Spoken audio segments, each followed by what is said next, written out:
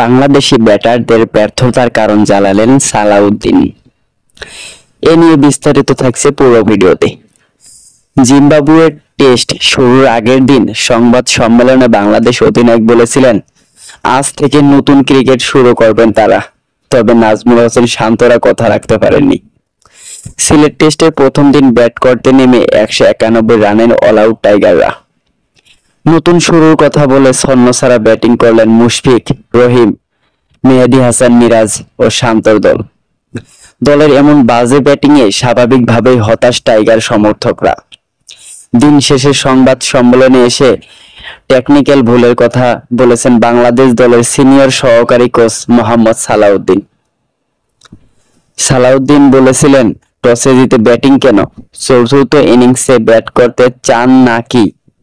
এরকম কিছু না, উইকেটের দোষ দিয়ে লাভ নেই। জিম্বাবুয়ে ভালো ব্যাটিং করেছে। আমাদের ইনিংসে টেকনিক্যাল কিছু ভুল ছিল। ব্যাটারদের দেখে মনে হয়নি তারা খুব অস্বস্তিতে ছিল। অ্যাপ্লাই ভালোভাবে করতে পারেনি। কিছু ভুল হয়েছে। ব্যাটাররা ভালো বলতে পারবে যেন তারা কোন অবস্থায় ছিল। একই সঙ্গে ক্রিকেটারদের মানসিকতাও ঘাটতি দেখেছেন সালাউদ্দিন। আমিও মনে করি টেকনিক্যাল আমরা কিছু ভুল করেছি, সাথে মানসিক ব্যাপারও ছিল। যখনই খেলাটা ধরেছি হঠাৎ কোন শট খেলে ফেলেছি, এটা পুরোটাই মানসিক ব্যাপার। দ্রুত এই জায়গা নিয়ে কাজ করতে হবে আমাদের।